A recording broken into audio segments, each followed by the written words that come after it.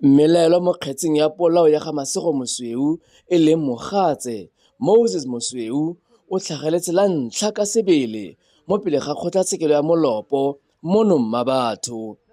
Serepa sa ga Masego Mosweu se ne sa hitlhelwa ke balosika se tamile mo bodibeng jwa madi kwa legaeng la gagwe kwa Golfview hela ha thokonyana ga toropo ya Mahikeng kgwedi eno e tlhola malatsi a 12.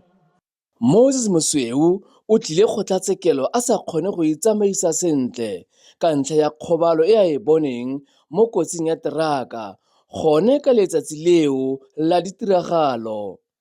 Kgotla e ne a mo lemosa ka dithata tsa gagwe tse di mabapi le go itlhophela mmueledi wa puso, go ipatlela mmueledi wa gagwe le go ka ipuelela ene ka boene mo kgetseng e ya molato wa polao.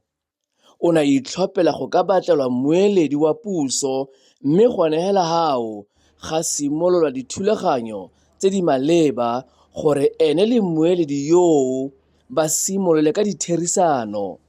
Mosweu o tla boela gape mo go yone kgotlatshekelo e kgwedi e tlang ya Phukwi e tlhola malatsi a le 6.